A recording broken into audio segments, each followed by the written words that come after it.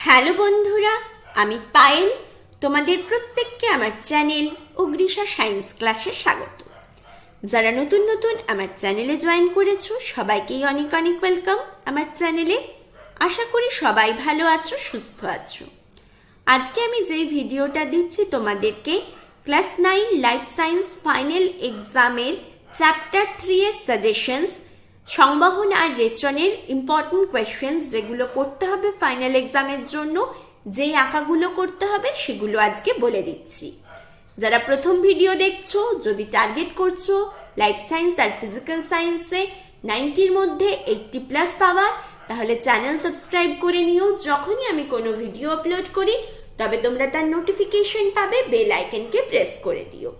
যারা আছো আমার চ্যানেলে ক্লাস 9-এ পড়ো, তোমরা বন্ধুদের সাথে ভিডিও শেয়ার করো, তাহলে তারাও চ্যানেলে জয়েন করতে পারে। আমার চ্যানেলে ফিজিক্যাল সায়েন্স 7টা পাবলিকেশন সলভ করানো, ম্যাথ কোয়েশ্চেন সলভ করানো রয়েছে, ডিটেলসে আমি বুঝিয়েছি। ফিজিক্যাল সায়েন্সে ম্যাথ রিলেটেড যদি কারোর প্রবলেম হয়, গিয়ে আমার প্রিভিয়াস ভিডিওগুলো চেক করে নিও, তোমাদের ডাউট ক্লিয়ার হবেই। আমি ডিটেলসে কিন্তু জিনিসগুলোকে তোমাদের সাথে আলোচনা করেছি। তোমরা কোনো মডেল কোয়েশ্চেন পেপার সলভ করছো, সেখানে কোনো কোয়েশ্চেনে ডাউট আছে, কোনো টপিকে ডাউট আছে, তাহলে কমেন্টে জিজ্ঞেস করে নিতে পারো। তোমাদের ডাউট রিলেটেড আমি সেপারেট ভিডিও বানিয়ে দেব।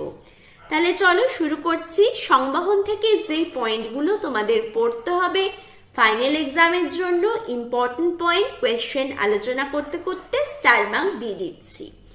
যারা ভাবছো এর পরে সায়েন্স নিয়ে পড়বে, তোমরা 9-10-এর 40% কিন্তু কভার করে নেবে সায়েন্সের জন্য, যেগুলো ক্লাস 11-12-এ গিয়ে আবার তোমাদের রিপিট করতে হবে। তাই 9-10-এর প্রত্যেকটা সাবজেক্টই খুব ভালোভাবে তোমরা পড়বে। এরপরে কেউ যদি সরকারি এক্সাম, WBPSC, UPSC, RRB এই সমস্ত এক্সামগুলোতে বসতে চাও, কম্পিটিটিভ এক্সামগুলোতে, সেখানেও কিন্তু তোমাদের সায়েন্সটা আসবে জেনারেল সায়েন্স বা জিকে হিসেবে।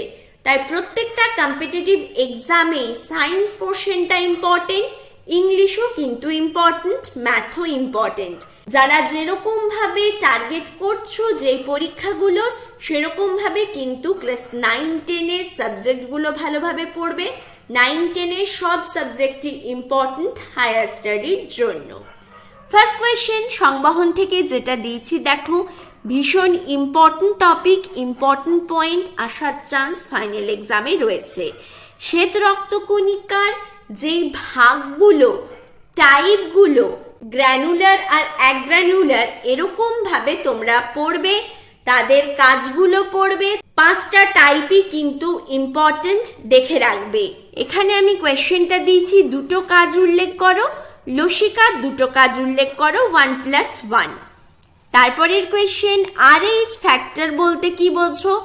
RH এর গুরুত্ব উল্লেখ করো, 2+2। নেক্সট কোয়েশ্চেন, ইম্পর্টেন্ট পয়েন্ট, চিত্রটা দেখে রাখবে। মানুষের হৃৎপিণ্ডে কিভাবে সংবহন হয় তা চিত্রের সাহায্যে বর্ণনা করো, 3+2। নেক্সট, এই পয়েন্টটাও ইম্পর্টেন্ট, অবজেক্টিভ কোয়েশ্চেন এখান থেকে আসার চান্স রয়েছে। ABO blood group competitive exam থেকেও MCQ জিকে তে জিজ্ঞেস করে। ABO ব্লাড গ্রুপ সম্পর্কে সংক্ষেপে আলোচনা করো, 3 মার্কসের কোয়েশ্চেন। দ্বৈত সংবহন কাকে বলে? পদ্ধতিটি রেখাচিত্রের সাহায্যে ব্যাখ্যা করো, 2+3। তারপরের কোয়েশ্চেন, হৃৎপিণ্ডের লম্বচ্ছেদের চিহ্নিত চিত্র অঙ্কন করো। এইখানে আঁকা যখন আঁকবে লেবেলিং গুলো ভালোভাবে করবে।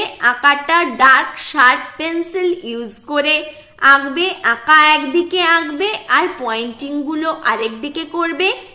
নিচে চিত্র বলে হৃৎপিণ্ডের লম্বচ্ছেদের চিত্র, এটা তোমরা লিখে দেবে, তাহলে তোমাদের কমপ্লিট হলো আঁকাটা।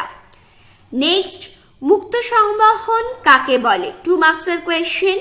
দ্বৈত সংবহন কত প্রকারের, কি কি? 2 মার্কসের কোয়েশ্চেন। হিমোলিভ কাকে বলে? 2 মার্কসের কোয়েশ্চেন। আরশোলার মুক্ত সংবহন রেখাচিত্রের সাহায্যে ব্যাখ্যা করো, 5 মার্কসের কোয়েশ্চেন।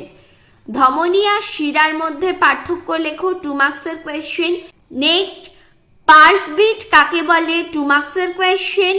মানব দেহে জলের ইম্পর্টেন্ট দুটো ব্যবহার লেখো। CSF এর ভূমিকা কি, 1+1। তারপরে যেটা বললাম শ্বেত রক্ত কণিকাটা ভীষণ ইম্পর্টেন্ট। প্রকারভেদ সহ কাজ লেখো, মানে 5টা টাইপ লিখবে, তাদের কাজও লিখবে, 3 মার্কসের কোয়েশ্চেন।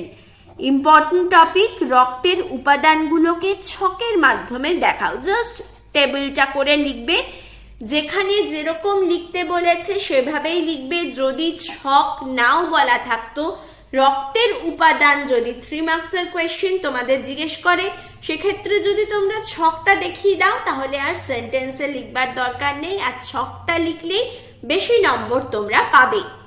নেক্সট, ঘাম ও কোষান্তর তরলের অবস্থান এবং ভূমিকা সম্পর্কে লেখো, 3 মার্কসের কোয়েশ্চেন।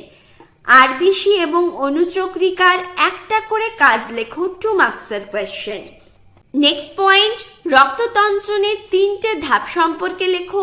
রক্ততঞ্চনের দুটো তাৎপর্যটা বেশি ইম্পর্টেন্ট।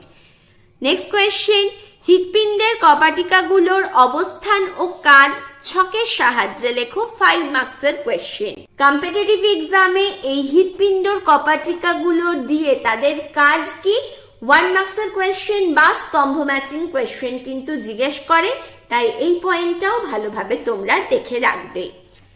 রেচন টপিক থেকে যেগুলো ইম্পর্টেন্ট পয়েন্ট দেখতেই হবে, নেফ্রনের আঁকা, বৃক্কের আঁকা খুব ভালোভাবে দেখে রাখবে। যদি টার্গেট করছো ক্লাস 11-12 সায়েন্স নিয়ে পড়বে, কারণ এই পোর্শনগুলো কিন্তু ভীষণ ইম্পর্টেন্ট। কোয়েশ্চেন আর আঁকা এখান থেকে আসে, কম্পিটিটিভ এক্সামের জন্য ইম্পর্টেন্ট। 1 মার্কসের কোয়েশ্চেন জিজ্ঞেস করে। আর যদি টার্গেট করছো সায়েন্স নিয়ে পড়ে নিট দেওয়ার বা বিএসসি নার্সিং করবার, সেক্ষেত্রেও কিন্তু এই টপিকগুলো খুব খুব ইম্পর্টেন্ট। তাই ভালোভাবে এখন থেকেই কনসেপ্টগুলো ক্লিয়ার রাখবে। নেফ্রনের চিত্র অঙ্কন করে বিভিন্ন অংশ চিহ্নিত করো, 5 মার্কসের কোয়েশ্চেন। রেচনে যকৃতার চর্মের ভূমিকা আলোচনা করো, 5 মার্কসের কোয়েশ্চেন। এটাও ইম্পর্টেন্ট টপিক, ভালোভাবে দেখবে। জলসাম্য রক্ষায় রেচনের ভূমিকা কি, রেচনের গুরুত্ব রেখো, 3+2 হিসেবে দিয়েছি। বৃক্কের গঠন আঁকাটা ইম্পর্টেন্ট, চিত্রসহ বর্ণনা করো, 5 মার্কসের কোয়েশ্চেন। 1 মার্কসের কোয়েশ্চেনের জন্য এগুলো ইম্পর্টেন্ট। গদ, রজন ও তরুক্ষীরের অর্থকরী গুরুত্বগুলো লেখো, 5 মার্কসের কোয়েশ্চেন। উদ্ভিদের রেচনের পদ্ধতিগুলো বর্ণনা করো, 5 মার্কসের কোয়েশ্চেন। রেচনে ফুসফুসের ভূমিকা লেখো, 2 মার্কসের কোয়েশ্চেন। গোবিনী কি, 2 মার্কসের কোয়েশ্চেন। রেচন কাকে বলে, 2 মার্কসের কোয়েশ্চেন। উদ্ভিদের রেচনের দুটো বৈশিষ্ট্য লেখো, কুইনাইন এবং নিকোটিনের ব্যবহার লেখো। উপক্ষারগুলোর এক্সাম্পল, তাদের ব্যবহার ভীষণ ইম্পর্টেন্ট, ভালোভাবে কিন্তু পয়েন্টটা দেখবে। এখানে আমি দিয়েওছি, কুইনাইন, নিকোটিন, ডাটুরিন, রেসারপিন, এগুলোর উৎস কি লেখো। মানে যখন উৎস লিখতে বলবে, কোন গাছের ছাল না পাতা থেকে পাচ্ছ না মূল থেকে পাচ্ছ, টোটালটা কিন্তু লিখতে হবে, না হলে নাম্বার কাটা যাবে। ইম্পর্টেন্ট পয়েন্ট আসার চান্স রয়েছে। নেক্সট ইম্পর্টেন্ট পয়েন্ট, এখান থেকেও এমসিকিউ কোয়েশ্চেন আসার চান্স রয়েছে। কেঁচো, প্ল্যানেরিয়া, মানুষ, আরশোলার রেচন অঙ্গের নামগুলো লেখো, 2 মার্কসের কোয়েশ্চেন। নেক্সট কোয়েশ্চেন, মূত্র সৃষ্টিতে নেফ্রনের ভূমিকা সংক্ষেপে লেখো, 3 মার্কসের হিসেবেও মূত্র সৃষ্টিতে নেফ্রনের ভূমিকার কোয়েশ্চেন আসতে পারে। বৃক্কীয় নালিকা সম্পর্কে লেখো। যখন সম্পর্কে লেখো বলবে, সেক্ষেত্রে নালিকাগুলোর কাজটাও মেনশন করবে। কি কি নিয়ে বৃক্কীয় নালিকা গঠিত হয়েছে লিখে পরে কাজটাও কিন্তু মেনশন করে দেবে। সম্পর্কে লেখো মানে টিকা লেখো টাইপ, এর অ্যান্সারটা তোমাদের হবে 3 মার্কসের জন্য, এটা আমি দিয়েছি। তাহলে আজকে তোমাদের আমি যেই পোর্শনটা বাকি ছিল ক্লাস 9 জন্য, যেগুলো ইম্পর্টেন্ট পয়েন্ট করতে হবে সেগুলো আলোচনা করে দিলাম। আমার সাজেশনস থেকে যদি কিছু অসুবিধা থাকে, কোনো কোয়েশ্চেনের অ্যান্সার না পাও, কমেন্টে জিজ্ঞেস করে নিও। যেগুলোর অ্যান্সার পাবে না সেগুলোর আমি অ্যান্সার তোমাদেরকে প্রোভাইড করে দেব।